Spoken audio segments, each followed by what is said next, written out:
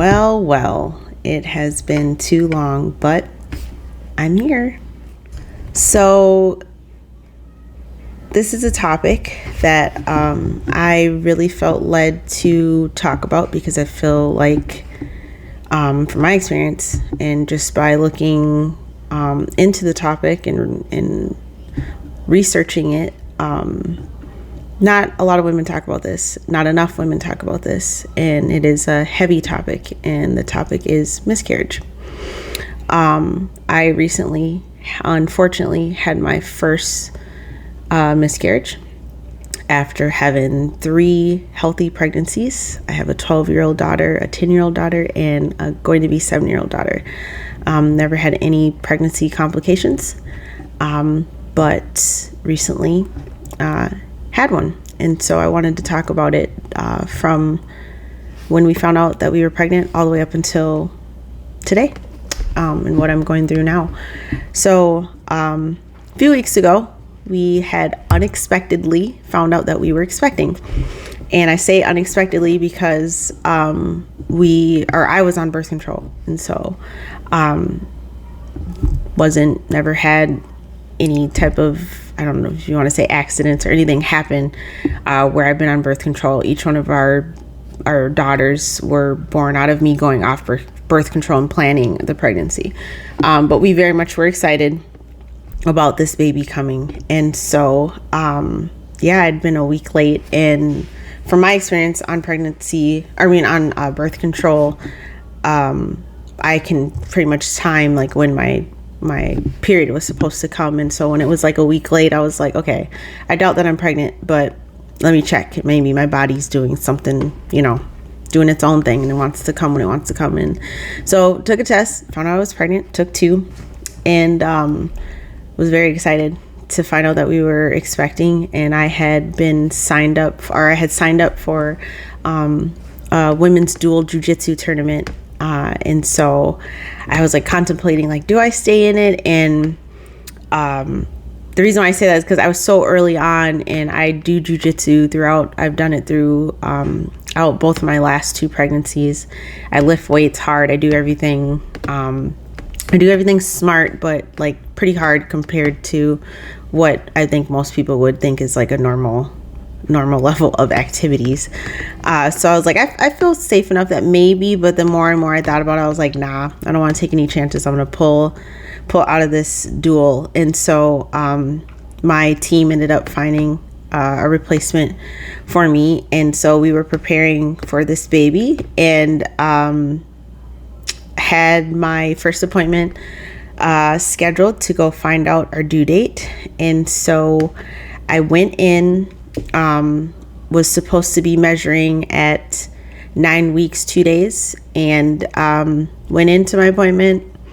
And anyone who's ever had their first ultrasound to find out when their due date is, usually the technician that's checking when you're due is usually excited, like, oh, here's the fetus, here's the heartbeat, this is when you're due. And I noticed right away, first of all, that her face looked a little bit concerned. But I was like, okay, maybe that's just her face. But then as she started to kind of scan over the baby, there was no activity. And I was supposed to measure at 9 weeks, 2 days, and was measuring at 7 weeks, 3 days, which means for at least 2 weeks, the baby had already passed. And mind you, up until this point, my body had never indicated anything. I didn't have any pain. I didn't have any cramps. I didn't have any bleeding or nothing. So no indication that the baby had passed. And so we left that appointment with basically the technician saying, there's no heartbeat. So you need to go see your regular doctor to find out the next steps. And so my husband and I, being Christian, we talked about it and was like, you know what? I want a second ultrasound, and I want to pray on this, and I trust God that I know that He can do miracles.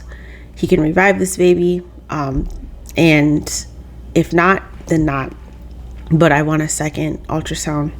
And so we went in that following Monday. That was a Thursday. We went in that following Monday, and they confirmed that there was no heartbeat.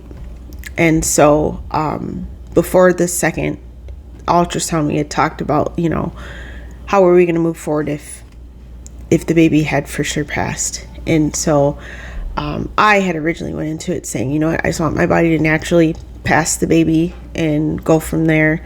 But when we went in to the appointment after our ultrasound, they basically gave us the 3 options.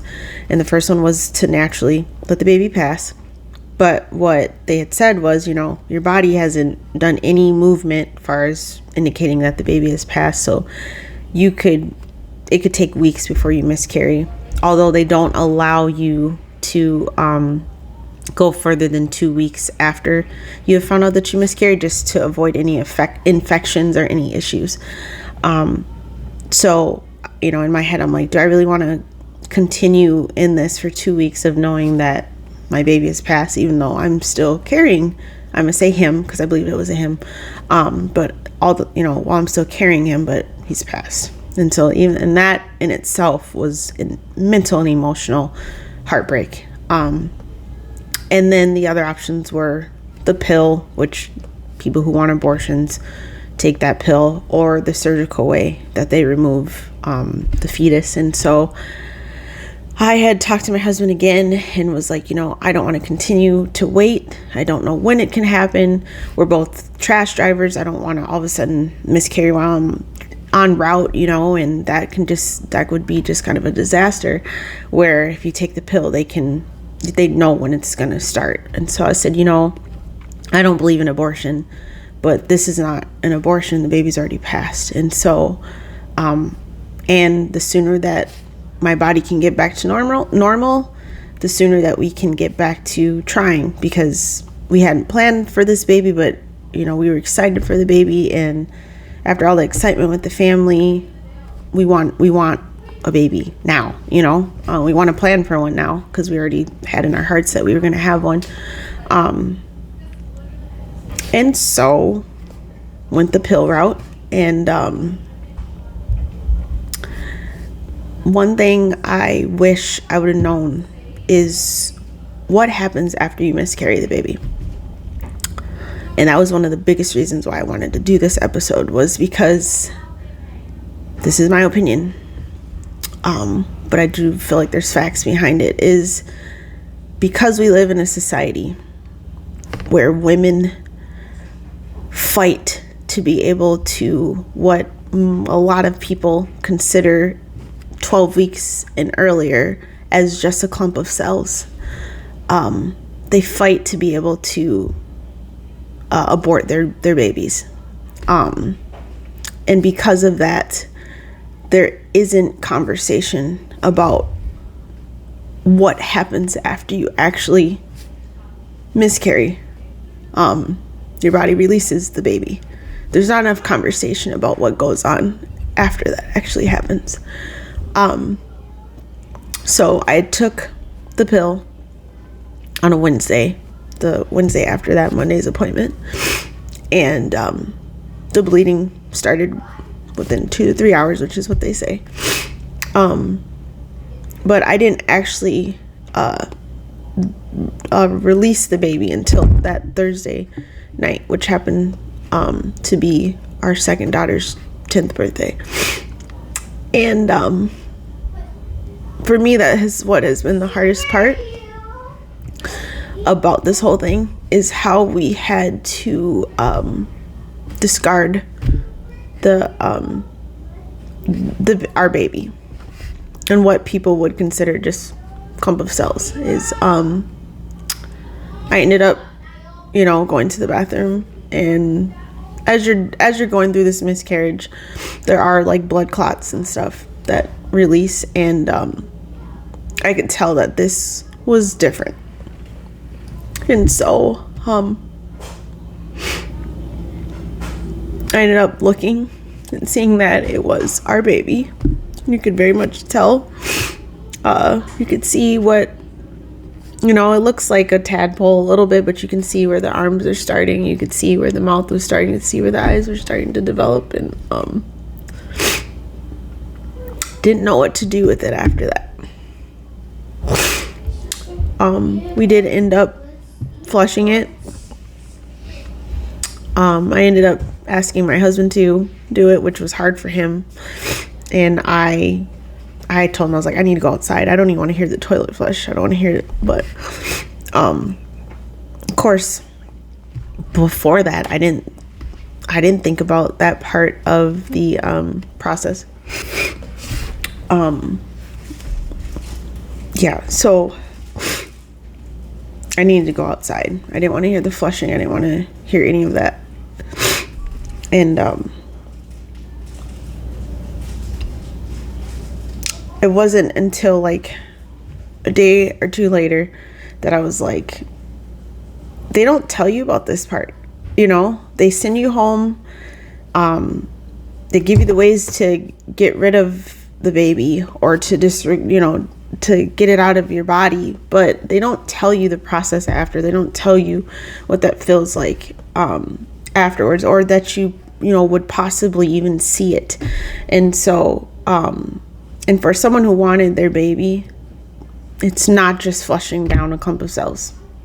And I ended up finding or doing some research of if there's not a company out there that helps women during this process, I want to make a company, and I still want to make a company that helps women after this. But I ended up researching and found an organization that's called Heaven's Gains Ministries, where they actually have kits, miscarriage kits, that will help you preserve the baby, that you can put it. They have literally this small of little coffins, or a little urn type thing that you can put your fetus, your baby, into, to be able to bury it, or have some type of way to honor the life that you lost in a better way than having to throw it away, or what we did was flush it. And that has been the most painful part for me to cope with. And I ended up buying this ring just off of Amazon. It's little feet and a heart and some wings on the side. I don't know if you can really see that, but just for me, as a symbol to remember him, we decided to name him Heaven, because that's where we believe he is now. But it's just a conversation that needs to be had more. And I want women to know that when this happens, more than likely, there was nothing that you could have done. And that's something that I also had a process of, what could I have done differently? I did everything the same that I did with my first 3 pregnancies. I hadn't eaten anything that would have caused this. Did I exercise wrong? Nothing. There was nothing. And even the doctors confirmed, this was just a genetic development thing that happens in more women than we talk about, that within the first 12 weeks, it just happens. And it's not anything that they can really explain. It's not something that the woman does.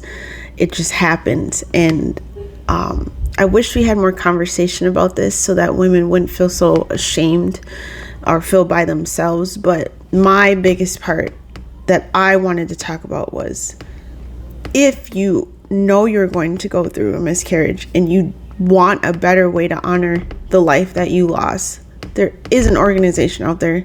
There might be more than one. I only found the one that was called Heaven's Gain, that helps with that process afterwards, to give you a better way to honor your baby, that I wish I would have known before it happened to us. And I prayed about it, and I realized that you can only make decisions based off the information that you know. And I did not know about this organization, and I didn't even think to look into it until after the process. So I can't hold that against me, or against myself, or even my husband, or anybody,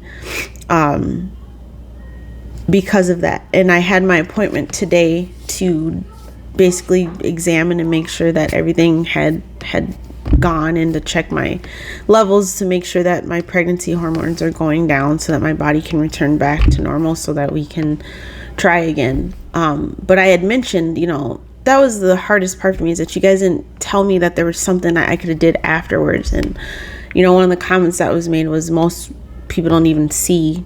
It's just like, it just looks like a clump that comes out. They don't usually see it.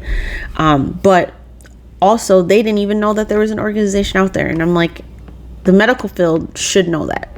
And I think, again, it's because they're just there to help you either, have the baby or miscarry the baby or abort the baby. There's no process after. I don't even think they even think about that, again, because we're in a society that doesn't even recognize, most people don't even recognize that the fetus as a baby yet. It's just a clump of cells, whether it has a heartbeat or not. And so I think that is the fault of our society when it comes to this situation, is that it's not considered a life loss. And for believers like myself, and even people who aren't Christian that don't believe that false idea that it isn't a life, need to be able to have the opportunity to honor the life that they've lost and felt and know that they lost and believe that they lost. They need a way to process that and to be able to honor their lost baby, the life of their baby, in a better way than being sent home to just miscarriage it and not have any options of, now that I have, what do I do with it? So yeah. I have had my on and off days, on and off moments. There's times where I can tell people what happened without crying, and the next minute I can tell another person and start crying. There's moments where I see, pregnant women and think that was supposed to be me in a few months and tear up. And then there's other times where I'm like, I look forward to when I'm able to have that in a few months, when I can try again. There's times where I, think about how far along I would have been. There's times where, days are just easier than others, and times are easier than others, and other times where I just cry. I'm not mad at God. I did ask the question why, because that's just a human response of, why did you give me this excitement and then snatch it?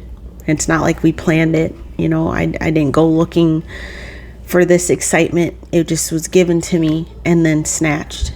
And why? What was the purpose? And what lesson do I need to learn from this? I don't feel the lesson that I'm supposed to be learning was worth it. In the moment, that's how you feel. It's like, what lesson could be worth this pain, worth this grief? But I will say that I was able to hop back on my my jiu-jitsu team, because I had pulled out.